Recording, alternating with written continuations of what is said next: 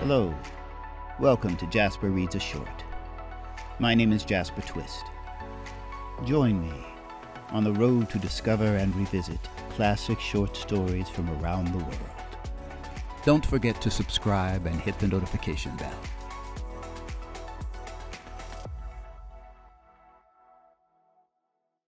Ernest Hemingway was an American novelist, short story writer, and journalist. Born July 21, 1899 in Oak Park, Illinois. He died July 2, 1961 in Ketchum, Idaho, at age 61. His most notable works include The Sun Also Rises, published in 1926, A Farewell to Arms, published in 1929, For Whom the Bell Tolls, published in 1940, and The Old Man and the Sea, published in 1952. Hemingway won the Pulitzer Prize for Fiction in 1953 for The Old Man and the Sea, and won the Nobel Peace Prize for Literature in 1954, also for The Old Man and the Sea. His short story, Cat in the Rain, published in 1925, was the writer's tribute to his wife, Hadley.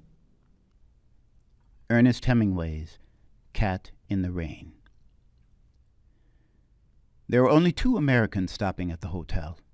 They did not know any of the people they passed on the stairs on their way to and from their room. Their room was on the 2nd floor facing the sea. It also faced the public garden and the war monument. There were big palms and green benches in the public garden. In good weather there was always an artist with his easel. Artists liked the way the palms grew, and the bright colors of the hotels facing the gardens and the sea. Italians came from a long way off to look up at the war monument. It was made of bronze and glistened in the rain. It was raining. The rain dripped from the palm trees. Water stood in pools on the gravel paths. The sea broke in a long line in the rain and slipped back down to the beach to come up and break again in a long line in the rain. The motor cars were gone from the square by the war monument. Across the square, in the doorway of the cafe, a waiter stood looking out of the empty square. The American wife stood at the window looking out. Outside, right under their window, a cat was crouched under one of the dripping green tables. The cat was trying to make herself so compact that she would not be dripped on. "I'm going down to get that kitty," the American wife said. "I'll do it," her husband offered from the bed. "No, I'll get it. The poor kitty, out trying to keep dry under the table." The husband went on reading, lying propped up with the 2 pillows at the foot of the bed. "Don't get wet," he said. The wife went downstairs, and the hotel owner stood up and bowed to her as she passed the office. His desk was at the far end of the office. He was an old man and very tall. "Il piove," the wife said. She liked the hotel keeper. "Si, signora, brutto tempo. It is very bad weather." He stood behind his desk at the far end of the dim room. The wife liked him. She liked the deadly serious way he received any complaints. She liked the way he wanted to serve her. She liked the way he felt about being a hotel keeper. She liked his old, heavy face and big hands. Liking him, she opened the door and looked out. It was raining harder. A man in a rubber cape was crossing the empty square to the cafe. The cat would be around to the right. Perhaps she could go along under the eaves. As she stood in the doorway, an umbrella opened behind her. It was the maid who looked after their room. "You must not get wet," she smiled, speaking Italian. Of course the hotel keeper had sent her.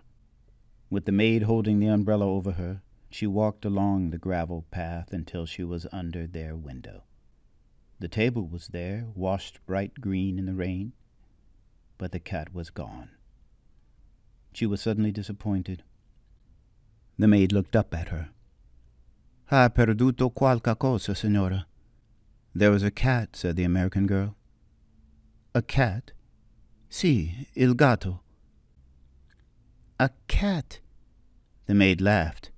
"A cat in the rain?" "Yes," she said, "under the table." Then, "Oh, I wanted it so much. I wanted a kitty." When she talked English, the maid's face tightened. "Come, signora," she said. "We must get back inside. You will be wet." "I suppose so," said the American girl. They went back along the gravel path and passed in the door. The maid stayed outside to close the umbrella. As the American girl passed the office, the padrone bowed from his desk. Something felt very small and tight inside the girl.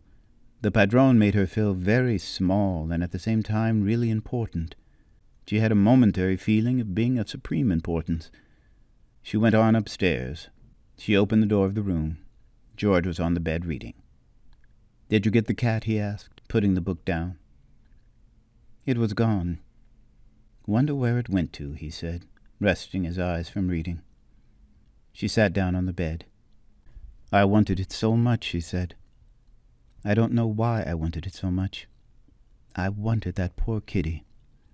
It isn't any fun to be a poor kitty out in the rain." George was reading again. She went over and sat in front of the mirror of the dressing table, looking at herself with the hand glass. She studied her profile, first one side and then the other.